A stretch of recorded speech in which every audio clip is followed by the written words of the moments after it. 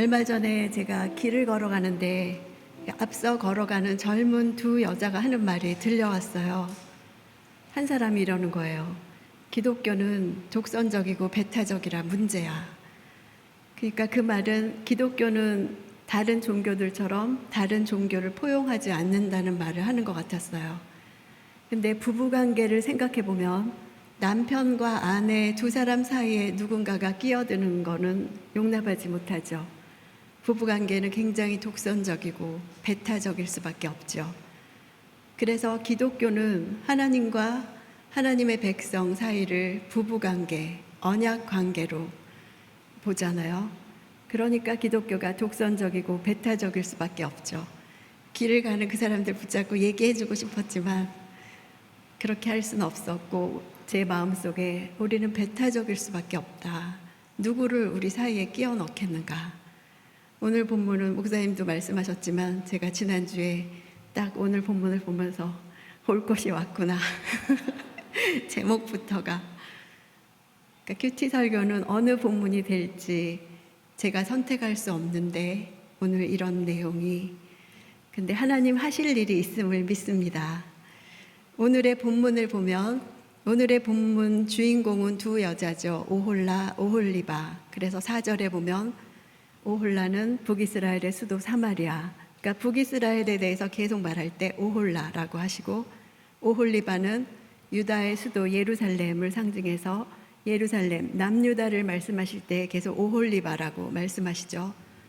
두 단어 모두 성소를 뜻하는 오헬의 변형입니다. 그러니까 북이스라엘이나 남유다나 마땅히 성소가 되어야 할 그런 자들이 음란한 여자, 음란한 백성이 되었다는 거죠. 그들 모두 아시리아와 바벨론이라는 외세에 의존해서 나라의 운명을 그들에게 맡기려고 한 태도를 이렇게 비유로 음란에 빗댄 것이죠. 오홀라는 아시리아 사람을 갈망했고, 오홀리바는 한술 더 떠서 아시리아에다가 바벨론까지 그들과 관계 맺었습니다. 그러니까 하나님은 이스라엘 자손이 하나님을 버리고 이방을 의지하는 죄악을 남녀 간의 성적인 음행이라는 비유를 사용해서, 그러다 보니까 이렇게 선정적으로 고발할 수밖에 없게 됐죠. 그런데 생각해 보면 강대국과 좋은 관계, 동맹을 맺는 게 그렇게 잘못된 일일까요? 오히려 국제 정치적 역학관계를 볼 때 처세를 잘하는 일일 수 있죠. 그러나 문제는 이스라엘 자손이 하나님과 언약을 맺었다는 데 있죠.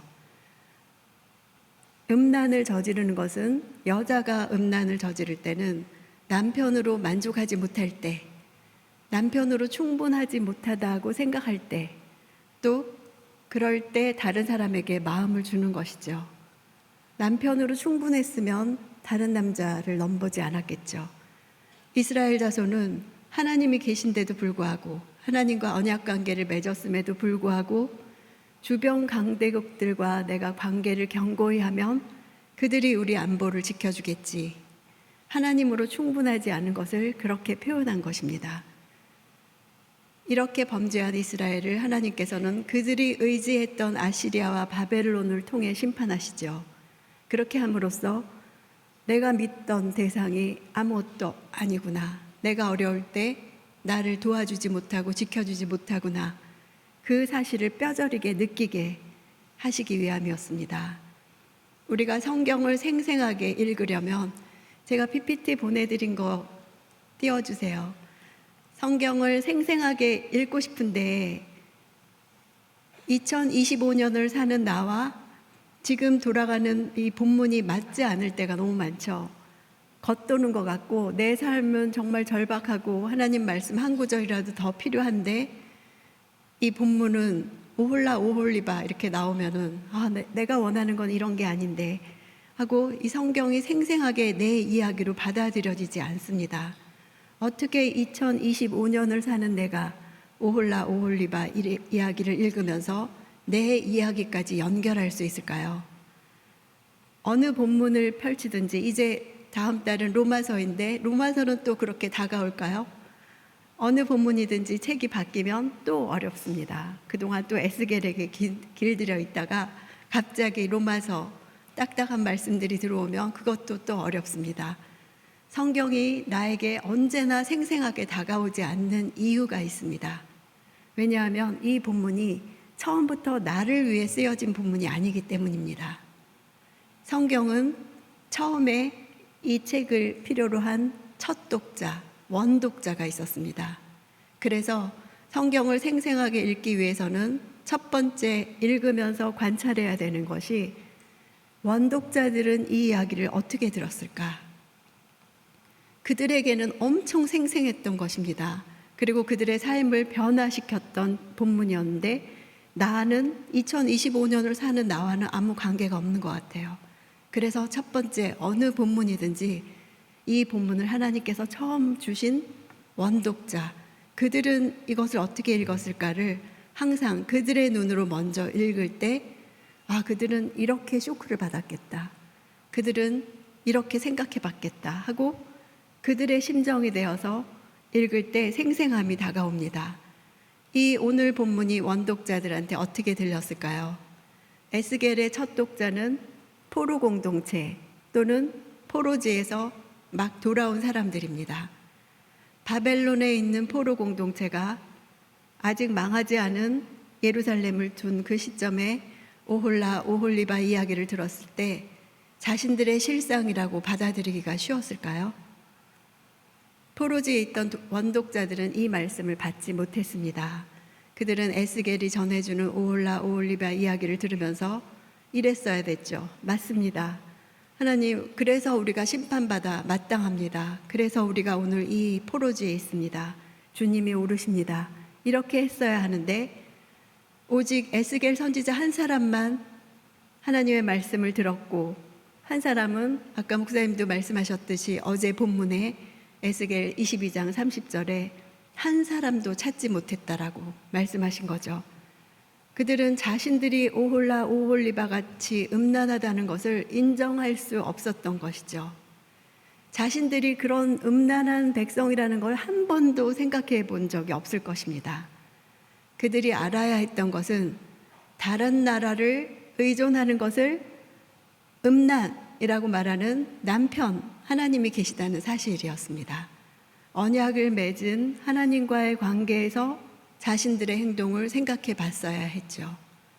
이렇게 원독자들이 어떻게 받아들였을까 묵상한 후에 그 다음에 나한테는 어떤 문제일까로 넘어오는 것이 적용입니다.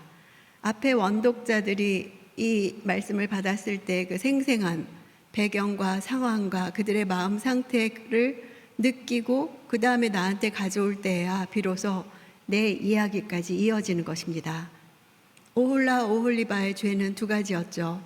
첫째는 남편이신 하나님으로 만족할 수 없었고, 그래서 두 번째는 남편을 불신한 거죠. 지켜주지 못할 것이라고. 당시 대제국이던 아시리아와 바벨론이 더 자신들을 지켜줄 것이라고 믿었습니다. 하나님은 이것을 음란이라고 말씀하신 것입니다. 남편으로 충분하지 않은 것, 남편을 믿지 못한 것, 그래서 다른 남자에게 마음을 준 것, 이것이 그들의 죄였죠. 이스라엘 백성들이 자신의 실상을 몰랐듯이 저도 저의 실상을 모릅니다. 내 입으로 하나님으로 충분하지 않습니다 라고 고백한 적은 없습니다. 내 입으로 하나님의 능력을 믿지 못하겠습니다 라고 고백한 적도 없습니다. 그런데 내 행동에 하나님으로 충분하지 못해서 하는 행동이 무엇일까요? 또 하나님의 능력을 믿지 못해서 하는 행동은 무엇일까요? 나의 음란은 무엇일까요? 저는 저 자신에 대해서 제가 제일 모를 수 있습니다. 제 옆에 있는 사람들은 다 나에 대해서 알아도 내가 가장 모를 수 있습니다. 그래서 주님께 물어야 합니다. 큐티 시간에 이런 말씀을 볼 때 이스라엘 자손이 자기들의 실상을 몰랐듯이 이렇게 하나님이 선지자를 통해서 음란이라고 빗대어서도 정말 적나라하게 말씀해 주시는데도 설마 그게 나라고 생각을 못한 것입니다. 그래서 나의 실상을 가르쳐 달라고 기도해야 합니다. 저는 이 본문을 놓고 그들이 몰랐듯이 나도 나의 실상을 모를 수 있습니다. 하나님, 나의 실상을 가르쳐 주세요.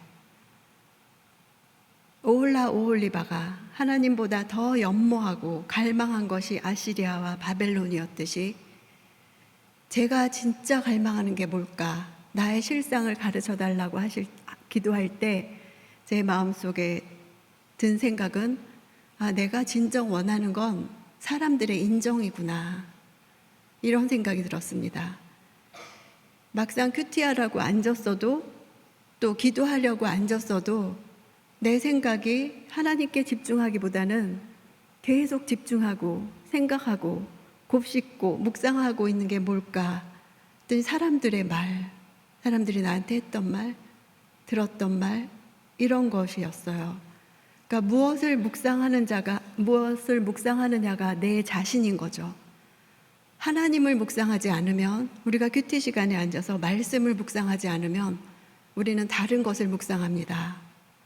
하나님과 개인적으로 만나려고 외부적으로 조용한 시간을 확보해 놔도 내면은 막 천지를 헤매고 다니는 거죠. 말씀 대신에 다른 것이 들어와서 그걸 붙잡고 묵상하고 있는 거죠.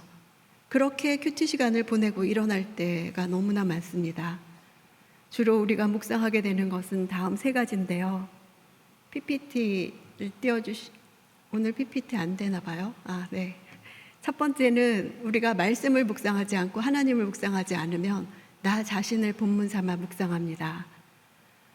그게 무슨 말이냐면 정말 자기 연민에 빠지고 자기 애에 빠지고 자만심에 빠지고 이기적이 되고 나를 합리화시키고 나를 위해 계속 변명하고 이런 나 중심적인 생각에 빠진 사람은 누구의 말도 들어가지 않습니다.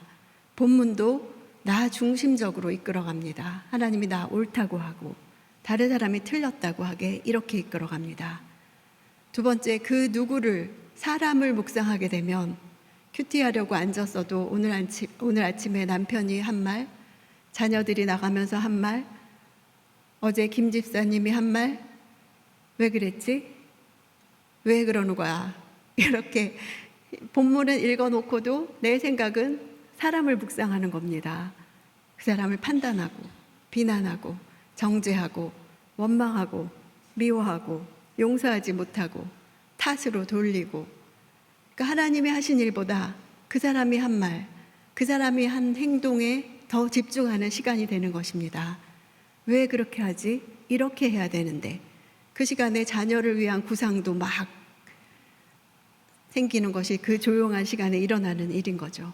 계속 사람에 대한 일을, 이 시간에도 여러분 이거 지금 누가 와서 들어야 되는데 이런 생각이 나면 사람을 묵상하고 있는 겁니다. 하나님은 지금 나 들으라고 이 시간에 나를 앉혀놓으신 건데 이걸 들어야 되는데 막 이렇게 하고 있는 게 우리인 것입니다.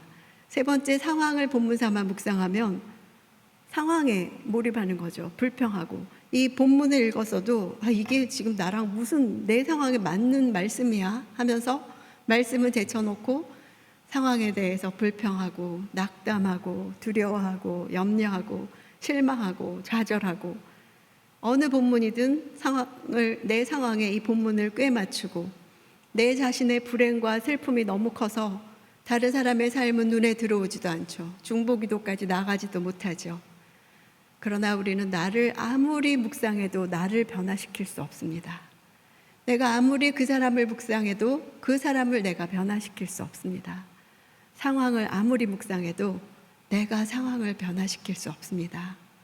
나의 실상은 하나님을 묵상하고 하나님의 말씀을 묵상해야 되는데, 저의 실상을 가르쳐 주세요, 보여주세요 했을 때 하나님이 보여주신 저의 실상은 내가 하나님 아닌 것들, 하나님으로부터 오지 않은 것들을 계속 묵상하고 있다는 것을 알게 됐습니다.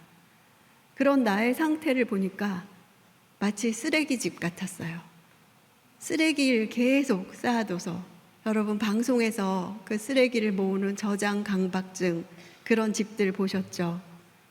제가 그 순간 느낀 게 나의 상태가 그런 집 같았어요. 하나님으로부터 오지 않은 온갖 생각들을 흘려 보내는 게 아니라 그냥 쌓아두는 거예요. 담고 묵상하고 또 생각하고 잊어버리지 않고 나 중심적인 생각들, 사람들이 해준 말들, 세상으로부터 들은 말들, 그게 계속 떠오를 때 그것을 스탑하는 것이 아니라 내가 붙잡고 버리지 않고 계속 쌓아두고 있는, 하나님으로부터 오지 않은 건 다 쓰레기인데 내가 그 쓰레기들을 이렇게 모으고 있었구나. 그러니까 세상과 사람들로부터 오는 말은 하나님이 하시는 말과 너무 달라요. 하나님은 우리한테 그런 것들을 버리라고 하셨거든요. 베드로전서 2장 1절에서 3절 보면은 하나님은 세상으로부터 오는 것이 무엇인지를 알고 이렇게 말씀해 주셨습니다. 함께 읽겠습니다. 시작. 그러므로 여러분은 모든 악의와 모든 거짓과 위선과 시기와 모든 비방의 말을 버리십시오. 갓난아기들 같이 신령하고 순전한 젖을 사모하십시오. 이는 여러분이 구원에 이르도록 자라게 하려는 것입니다. 여러분이 주의 인자하심을 맛보았으면 그렇게 하십시오. 잠깐 이 말씀을 띄워놓아 주시면요. 매일 우리에게 들려오는 말은 악의, 거짓, 위선, 시기, 비방의 말들이 들려옵니다. 그것은 나를 향한 하나님의 계획과 다른 말들입니다. 하나님은 우리에게 그런 불량식품 먹지 말고 갓난아이처럼 신령하고 순전한 젖을 사모하고 먹으라고 하시는 것입니다. 신령하고 순전한 젖은 하나님의 말씀이죠. 왜 그런 젖을 먹어야 되냐면 후반절에 나오죠. 구원에 이르도록 자라기 위해서. 우리가 자라지 않기 때문에 이런 불량식품들이 나한테 좋은 건 줄 알고 들려올 때마다 취하는 것입니다. 근데 구원에 자라면 점점 성숙해지면 이런 것을 거절하고 하나님의 말씀을 점점 사모하게 되기 때문입니다. 왜 우리가 그렇게 아이들 쫓아다니면서 밥을 먹이나요? 자라야 되기 때문이죠. 시험 치는 날은 더 먹이죠. 왜냐하면 시험을 쳐야 되는데 밥을 먹지 않으면 머리가 돌아가지 않아서 시험을 치를 수 없기 때문에 우리가 날마다 시험을 치르는 것 같은 전쟁 같은 날에 이 하나님의 말씀을 먹지 않으면 들려오는 대로 사는 것입니다. 악의, 거짓, 비방, 위선, 사람의 말, 세상의 말에 좌우되는 것이 아니라 하나님의 말씀을 들을 때 믿음이 자라면 하나님을 신뢰하게 되는 거죠. 왜 우리 아이들이 커갈수록 예배에 참석하지 않을까요? 하나님 말씀 대신 다른 것들이 이미 마음에 자리 잡은 거죠. 이 세상 것들이 자리 잡으니까 말씀 안에서 하나님의 인자하심을 맛보지 못한 거죠. 눈만 뜨면 부딪혀오는 현실 세계, 그 가운데 사탄이 주는 거짓, 위선, 비방, 시기의 말들에 하나님의 말씀이 차지하고 있다면 그런 말씀이 들어올 때 넘어가지 않을 수 있는데 그런 진리가 아닌 말들을 분별하지 못하고 버려야 하는 것들인데 그런 걸 받아들이는 것입니다. 저는 제 상태가 쓰레기를 쌓아둔 쓰레기집이라는 사실을 깨달았을 때 너무 충격이었어요. 그런데 인정하지 않을 수가 없었어요. 내 안에는 하나님으로부터 오지 않은 것들이 쌓여 있었어요. 이 쓰레기들을 어떻게 해야 될까? 이 쓰레기들을 버리려면 어떻게 해야 될까? 쓰레기를 버리려면 분류를 해야 되죠. 제가 쌓고 있는 쓰레기들을 분류해 보니까 크게 두 가지였어요. 저는 오늘 여기가 나눔방이라고 여기고 나눕니다. 내가 쓰레기집이라고 말하는 거 쉽지 않습니다. 또 그 쓰레기 분류까지 하는 거 쉽지 않습니다. 제가 쌓고 있는 쓰레기들을 분류해 보니까 크게 두 가지였습니다. 첫 번째는 사람을 기쁘게 하려는 마음.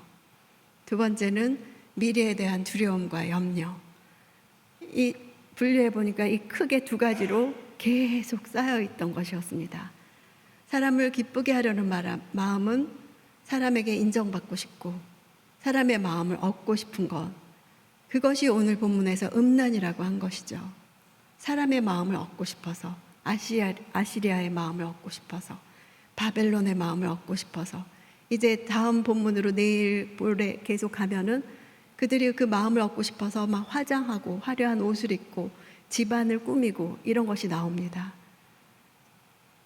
오홀라 오홀리바는 이집트의 마음을 얻고 싶어 했고 아시리아 바벨론의 마음을 얻고 싶어 했고 하나님은 그것을 음란이라고 하셨죠. 뿌리를 아는 게 중요합니다. 내가 왜 사람의 마음을 기쁘게 하고 싶지? 그 뿌리가 뭐지? 오홀리바는 어린 시절에 이집트에서 음란을 버리지 못한 것이 뿌리였습니다.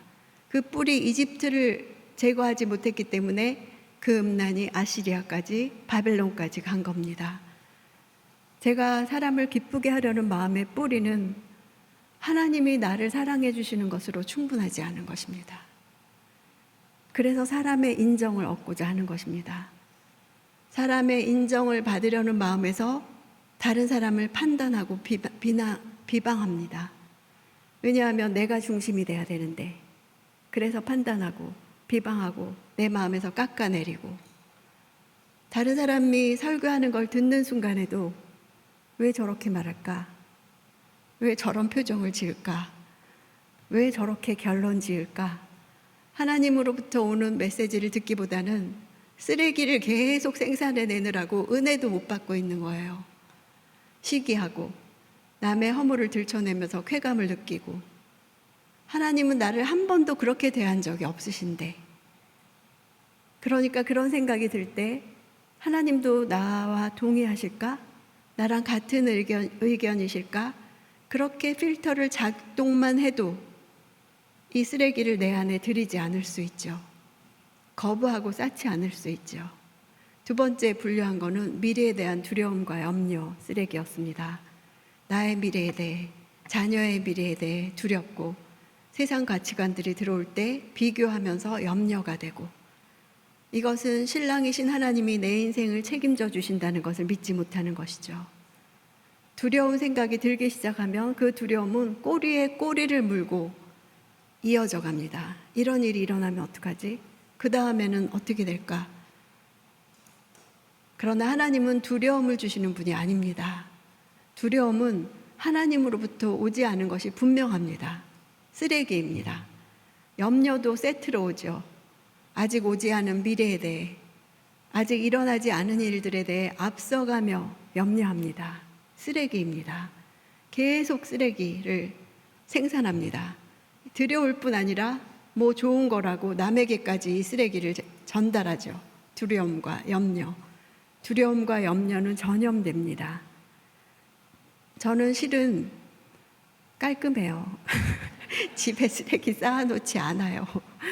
그러나 하나님 앞에서 본 나의 실상은 내 안에 그렇게 쓰레기가 쌓여가는데도 쓰레기를 방치하는 사람이었던 것이죠. 근데 하나님이 아니시라면 누가 저한테 그런 얘기를 해줄까요? 그래서 우리는 하나님께 묻고 들어야 합니다. 너는 오홀라 오홀리바 같구나. 음란이 있구나. 쓰레기집이구나. 말씀을 통해 들어야 합니다. 오늘 본문을 읽고 나의 음란한 죄가 무엇입니까? 그들이 자기의 실상을 알아듣지 못하듯이 나도 알지 못하는 나의 실상이 무엇입니까? 보여주시기를 간구할 때 보여주셨습니다. 제 평생에 제가 쓰레기집이라는 걸 안 것은 이번이 처음이었어요. 회개는 하나님께 물어야 나옵니다. 하나님이 보여주실 때 진짜 회개가 터집니다. 내가 쓰레기집이라는 걸 안 순간 저는 정말 통곡이 나왔습니다. 야, 내가 어떤지도 모르고 정말 이렇게 번듯한 줄 알고 살았구나. 하나님으로부터 오는 회개는 내가 생각지도 않았던 실상을 보여주시기 때문에 진짜 하나님이 원하시는 회개를 하게 되는 것입니다. 예루살렘 성전 안에서 장로들이, 여인들이, 제사장들이 누구를 예배하고 있는지 은밀한 가운데 행하는 그 일들을 하나님은 다 보고 계셨고 예언자에게 보여주셨죠. 우리 에스겔 8장을 묵상할 때 16절에 하나님이 에스겔을 예루살렘까지 데리고 가시면서 이렇게 여호와의 집 안뜰까지 데려가셨더니 거기 25명가량의 그들이 제사장들이었죠. 그들은 자신들이 섬겨야 될 그 여호와의 성전을 등지고 얼굴을 동쪽으로 향한 채 태양을 경배하고 있었죠. 이렇게 아무도 모를 거라고 생각하는 어두운 골방에서 우상 숭배하는 것도 보시듯이 하나님은 내 은밀한 곳에서 일어나는 모든 생각들을 보십니다. 방송에서 쓰레기집들 보여줄 때, 와, 어떻게 저런 집에서 살았을까? 그런 생각을 했습니다. 그런데 내가 쓰레기집이라는 인식을 한순간 더 이상 그런 집에 살 수 없다고 생각했습니다. 내가 쓰레기집에 더 이상 살지 않으려면 난 이걸 다 내다 버려야 하는데, 사람을 기쁘게 하려는 마음, 이렇게 미래에 대해서 두려워하고 염려하는 이 마음, 나는 버려야 되는데, 그 마틴 루터가 그랬죠. 새가 내 머리 위를 날아가는 거는 막을 수 없지만 내 머리 위에 둥지를 틀지 않게는 할 수 있다. 나는 생산 공장이더라고요. 그냥 1초만 있으면 쓰레기가 나와요. 이거는 막을 수가 없더라고요. 막을 수는 없지만 그거를 내 집에 쌓지는 않게 할 수 있더라고요. 끊임없이 쓰레기가 떠오르죠. 그런데 그거를 쌓지 않는 거죠. 떠오르는 생각, 그걸 묵상하지 않고, 그 방송에서 보면 그 쓰레기집의 주인들은 자기가 스스로 치울 능력이 없더라고요. 능력이 있었으면 그렇게까지 안 했겠죠. 이스라엘 또한 이집트를 의지했던 습관이 없어지지 않았기 때문에 계속 아시리아를 의지하고 바벨론을 의지했듯이 제 속에서 끊임없이 자동으로 생산되는 그 쓰레기를 저는 어떻게 할 수가 없다는 것을 그때 알았어요. 그래서 하나님께 고백하는 수밖에 없었어요. 하나님, 또 쓰레기가 나왔어요. 자동이에요. 난 정말 어찌할 수 없는 사람이에요. 나도 나를 이기지 못하는 사람이에요. 그런데 이런 나를 위해 이미 십자가를 지셨음을 믿습니다. 이 쓰레기를 버립니다.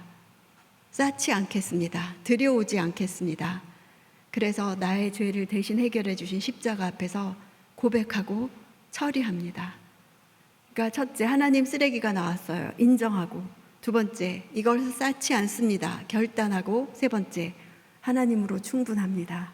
하나님을 신뢰합니다. 이 고백이 이기는 거죠. 이 고백이 쌓지 않게 하는 거죠. 그러니까 쓰레기로 가득 찼던 집을 비울 때 거기에 가득 차 있어야 되는 건 하나님으로 충분합니다. 하나님을 신뢰합니다. 그럴 때 그 분류했던 쓰레기들이 들어오지 않게 되는 거죠. 내가 쓰레기집이라는 사실을 안 순간 정말 통곡하고 눈물이 하염없이 흘렀어요. 내가 깨끗한 줄 알고 살았는데 너무너무 회개가 됐어요. 그렇게 나의 실상에 대해서 눈물을 흘린 다음에 다시 그 눈물의 의미가 바뀌면서 계속 또 눈물이 나왔는데, 이런 나, 오홀라 오홀리바 같은 나를 하나님은 신부로 삼아주셨다는 사실이 또 느껴졌어요. 이런 쓰레기집에 사는 나를 지금까지 신부로 여겨주신 은혜가 또 기가 막혀서 다시 또 눈물이 나왔어요. 누가 쓰레기집에 사는 여자를 자기 신부라고 인정하고 싶을까요? 그런 나를 신부로 인정하신 주님을 생각할 때 그때 처음으로 저는 주님이 나는 온유하고 겸손하니 했던 그 말씀이 이해가 됐어요. 그 전에 저는 그 말씀, 하나님이 자신을 표현하는 많은 말들 중에 온유하고 겸손하니 이 말씀을 읽을 때 아무 감동이 없었어요. 온유하시지, 겸손하시지 이렇게 생각했는데, 그 쓰레기 더미 안에 사는 나를 이런 나를 용납해 주시는 주님은 정말 온유하시구나. 이런 나를 아름답다 하시고 신부라 하신 주님, 또 그 쓰레기집에 앉아 그 실상을 깨닫고 우는 나에게 자신을 낮추시고 다가오시는 주님은 정말 겸손하시구나가 그냥 느껴졌어요. 그리고 또 한 말씀, 스바냐 3장 17절, 우리 너무 잘 아는 말씀이죠. 거기서 그가 너로 말미암아 기쁨을 이기지 못하시며 너를 잠잠히 사랑하시며 너로 말미암아 즐거이 부르며 기뻐하시리라. 저는 전에 이 말씀이 과장법이라고 생각했어요. 무슨 나를 보고 기쁨을 이기지 못하실까? 나로 말미암아 즐거이 부르고 기뻐하실까? 이렇게 생각했었어요. 근데 이번에 이 말씀을 다시 묵상해 보니까 이 말씀은 주님이 온유하고 겸손해 하셔서 나온 말씀이었어요. 내가 그런 사랑을 받을 만한 기쁨을 자아낼 만한 사람이 아니라 하나님이 온유하고 겸손하시니 나를 그렇게 기뻐하며 나를 보며 기쁨을 이기지 못하시는 거였어요. 그분은 자존심도 없이 음란한 신부를 용납하시고 정결케 되기를 원하셔서 실상을 보여주시고 주님만으로 충분하다는 고백을 받으시는 거예요. 나의 실상을 알고 주님께 이렇게 받아들여지니까 또 한 사람, 쓰레기를 쌓고 있는 사람이 생각났어요. 자신에 대해 하나님이 주시지 않은 말들을 붙들고 잠 못 이루는 사람이 있었어요. 바로 선교지에 있는 딸이었어요. 얼마 전에 딸이 전화를 해서 요즘 잠도 잘 못 잔다고 했어요. 정말 불면증은 좀 나이가 들어서나 그러는 건데 아직 40도 안 됐는데 몸은 엄청 피곤한데 잠을 이룰 수가 없고 애들 때문에 자다가 한번 깨면 계속 더 이상 잘 수가 없다고 하는 거예요. 그래서 이제 얘기를 계속 들어보니까 선교지에서 목회를 하다 보니까 그 사람들과의 관계, 사람들한테 들은 말들, 또 이방인으로서 선교지에서 살면서 그 이방인들한테 당하는 거, 인종차별, 편견들, 이해 안 되는 상황들, 이런 온갖 복잡한 생각들이 많으니까 잠이 안 오는 것이죠. 계속 왜 나를 인격적으로 대하지 않지? 왜 나를 소중히 여기지 않지? 왜 나를 이해해 주지 않지? 힘든 걸 몰라주지?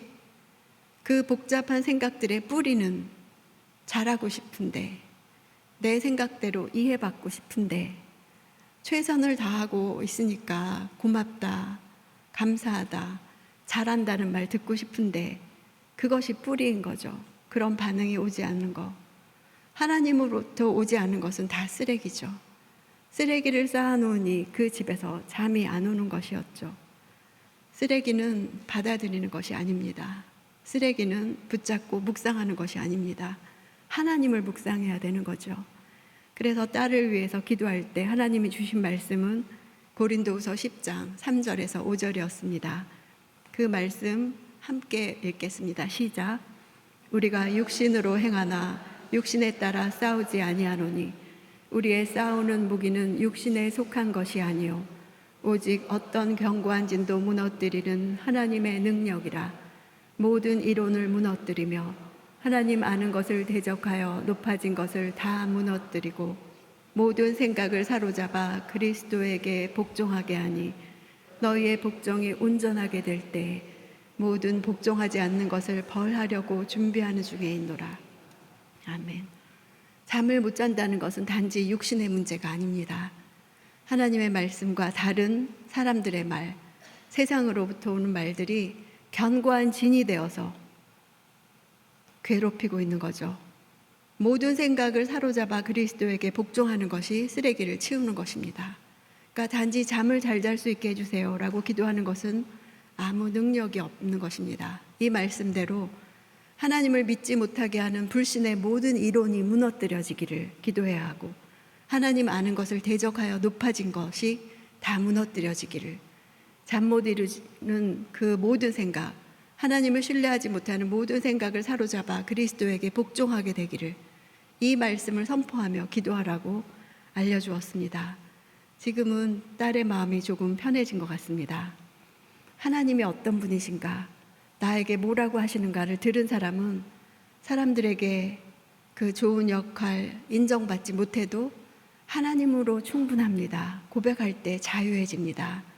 쓰레기는 쌓아놓는 것이 아니라 십자가에서 처리해야 합니다. 나의 죄를 인정하고 올라올 때마다 고백하고 처리하는 것이 쌓아놓지 않는 것입니다. 쓰레기는 계속 생깁니다. 막을 수가 없습니다. 그러나 쌓지 않을 수는 있습니다. 이제 세 번째, 묵상한 후에는 우리가 나눠야 되는 거죠. 큐티는 하나님과 개인적으로 만나는 시간인데 왜 우리가 이거를 사람들하고 나눠야 될까요? 이유가 있습니다. 첫째, 개인적으로 말씀을 읽고 묵상하는 가운데 오류가 있을 수 있습니다. 그런 우리의 한계 때문에 하나님은 우리를 교회 가운데 두셨고 공동체 가운데 두셨죠.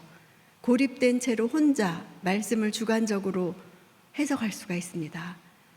그래서 내가 묵상하고 적용한 말씀이 올바른 문맥 속에서 이루어졌는지 공동체에서 나눌 때 점검이 됩니다. 두 번째, 공동체는 나의 거울입니다. 나는 혼자 있으면 굉장히 괜찮은 사람인데 꼭 내 마음에 안 드는 사람이 있죠. 공동체 안에. 굳이 그런 사람과 내가 함께 가야 되나? 왜 내가 마음고생을 해야 되지? 나는 내 삶만으로도 너무 버거운데 내가 왜 다른 사람의 그 고달픈 삶을 들어야 되고 나는 해결도 못 해주는데 마음이 괴로워해야 되지? 정말 왜 저렇게 살지? 하고 내가 못마땅해 하는 그 사람을 볼 때 그것이 나에게 거울이 되는 것입니다. 왜 그 사람을 내가 받지 못하는지, 그런 연약한 공동체 그 지체를 받아들이지 못하는 나의 마음의 뿌리는 무엇인지. 공동체에는 가식과 위선이 다 드러나죠. 처음에는 정말 나이스하게 갈 수 있지만 계속 같이 가다 보면 드러나는 거죠. 집에 가면 우리 가족들한테는 다 드러나죠. 우리가 아무리 여보세요 이렇게 해도 애들은 우리가 평소에 그렇게 말하지 않는다는 걸 너무나 잘 알고 있습니다. 공동체에서도 처음에는 안녕하세요 이렇게 할 수 있지만 결코 그게 그 사람의 본 음성이 아니라는 거를 이제 하다 보면 다 알고 있습니다. 거울입니다. 나의 습관, 언어, 가치관, 기준, 뭐 때문에 힘들어하는지, 뭐 때문에 넘어지는지 다 드러납니다. 그것이 나를 비춰주는 거울이 되는 것입니다.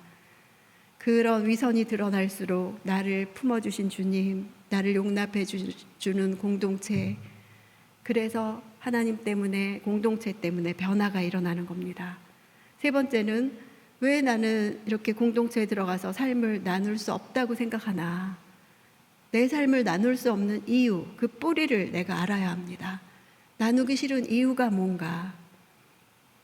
그거를 알면, 그 뿌리를 알 때 나의 어떤 면이 변화를 받아야 하는지 맞물리게 됩니다. 저는 공동체에 가서 내가 쓰레기집입니다 이런 말을 하고 싶을까요? 근데 큐티 나눔 방에 가서는 합니다. 왜냐하면 그거를 하나님이 해주셨기 때문이죠. 사람이 우리 남편이 나보고 쓰레기집이래요 이러면 못해요. 분노만 나눌 수밖에 없죠. 근데 하나님이 해주셨고 하나님이 나에게 그 일로 행하신 일이 있기 때문에 그걸 나눌 수가 있는 거죠. 그래서 내가 왜 공동체에서 내 삶을 나눌 수 없지? 나의 그 뿌리를 봐야 됩니다. 공동체에서 큐티를 나누는 것이 묵상의 실전, 적용의 실전입니다. 그러면 제가 쓰레기집이라는 걸 저는 정말 오늘 할 수 없이, 이 큐티 설교이기 때문에 할 수 없이 이렇게 많은 분들 앞에서 녹화되는데 마이크를 잡고 이렇게 만천하에 다른 사람들 지나가다가 쓰레기집이래 막 이럴 수도 있는데도 나눴지만 우리도 그렇게 나눠야 될까요? 아무한테나 다? 저는 큐티하면서 늘 정죄감이 있었어요. 사탄은 제가 하나님 앞에서 회개한 것을 가지고 늘 저를 정죄하고 참소했어요. 제가 회개하면 사람들이 너 이런 거 알아? 사람들 모르잖아. 네가 이런 걸 알고도 네가 앞에 가서 말할 때 사람들이 똑같이 은혜 받을까? 계속 참소했어요. 그 말이 사실로 느껴져서 오랜 시간 정말 하나님 앞에 회개한 걸 사람들 앞에서 나눌 수가 없었어요. 사탄은 우리가 하나님과 나눈 그 회개를, 그 은밀한 죄를 사람들 앞에 빛 가운데 드러내지 못하게 해요. 그러나 빛 앞에, 왜냐하면 사탄은 우리가 빛 앞에 나설 때 우리가 자유를 얻을 수 있다는 걸 알기 때문이죠. 내가 주님 앞에서 해결한 죄를 공동체 앞에서 다 해결해야 할까? 고백해야 할까? 두 군데 말씀을 보겠습니다. 야고보서 5장 16절 함께 읽겠습니다. 시작. 그러므로 너희 죄를 서로 고백하며 병이 낫기를 위하여 서로 기도하라. 의인의 간구는 역사하는 힘이 큼이니라. 여기 사람 앞에서 너희 죄를 서로 고백하라 그랬죠. 병, 이 음란도 병인 거죠. 병이 낫기를 위해 서로 기도하라 그랬죠. 고백할 때 서로 기도해 주는 이런 공동체를 말하는 겁니다. 또 한 군데 요한일서 1장 9절 함께 읽겠습니다. 시작. 만일 우리가 우리 죄를 자백하면 저는 미쁘시고 의로우사 우리 죄를 사하시며 모든 불의에서 우리를 깨끗게 하실 것이요. 이거는 하나님 앞에서 우리 죄를 자백할 때 하나님이 우리를 깨끗게 해주신다는 말씀이죠. 그러니까 야고보서 말씀은 우리가 서로에게 고백할 때, 죄를 고백할 때 그들이 서로 기도해 줄 거다. 요한일서 말씀은 우리가 하나님께 자백할 때 하나님이 우리를 깨끗게 해주실 거다. 죄를 누구에게 고백하느냐에 대해서 말하고 있습니다. 죄는 누구에게 고백하느냐가 중요합니다. 하나님은 언제나 우리의 죄를 듣고 받고 용서해 주십니다. 그러나 사람은 다릅니다. 사람은 믿음의 정도가 다르죠. 성숙의 정도가 다르죠. 어떤 사람들은 나의 처참한 고백을 듣고 오히려 시험에 드는 사람이 있습니다. 오히려 걸려 넘어지는 겁니다. 아니, 목사가 여태 쓰레기를 쌓았으면 그러면 그동안 설교 쓰레기였어? 막 이렇게 걸려 넘어질 수도 있는 겁니다. 야고보서 말씀처럼 내 죄를 고백할 때 그것을 듣고 기도해 줄 그런 공동체, 그런 사람에게 고백해야 되는 겁니다. 그런 공동체가 있어야 됩니다. 오랜 시간 함께 말씀을 나누며 함께 기도하며 그래서 믿음에 자라서 성숙해진 그런 관계, 그러니까 아무한테나 나누라는 것이 아닙니다. 그러니까 결론적으로 죄로부터 자유함을 얻으려면 이 쓰레기를 쌓지 않고 살 수 있으려면 첫째, 내 죄를 하나님께 고백하고 용서받고 두 번째, 이것을 계속 함께 기도해 줄 쓰레기를 쌓지 않고 쓰레기를 처리할 수 있게 사람을 기뻐하는 것, 쓰레기가 사라지게 하나님으로 충분하다고 고백하게 또 두려워하지 않고 염려하지 않게 기도해 줄 그런 성숙한 공동체가 있어야 하는 것입니다. 여러분은 그런 공동체가 있으십니까? 없다면 이제라도 찾으시고 이제라도 들어가셔야 됩니다. 큐티 나눌 때는 이런 나의 상황만 나누는 것이 아니고 아까 묵상했던 나만 나누는 것이 아니고 어떤 사람에 대해서만 나누는 것이 아니고 내 상황만 나누는 것이 아니라 그랬는데 하나님이 나에 대해서 어떻게 해주셨다까지를 나누는 것이 큐티 나눔 방입니다. 그렇지 않으면 보통 학부형들의 모임과 똑같습니다. 동네 이웃과 만나서 커피숍에서 얘기하는 일과 똑같아집니다. 그러나 야고보서 말씀처럼 내 죄를 고백했더니 하나님이 나에게 해주신 일, 하나님이 해주신 일, 아직 해주신 일이 없다면 하나님이 해주시기를 같이 기도해 달라고 이렇게, 그리고 그 본문이 뭐라고, 저 같으면 오홀라 오홀리바 나온 오늘 본문이라고 이렇게 본문까지 할 때 상황이 남는 게 아니라 본문이 모든 공동체에 남아서 그 본문으로 계속 힘을 받고 가는 것입니다. 그럴 때 하나님을 더욱 알아가고 하나님께 영광을 돌리는 공동체가 되는 것입니다. 그런 믿음의 공동체에 다 속하시기를 바랍니다. 아멘.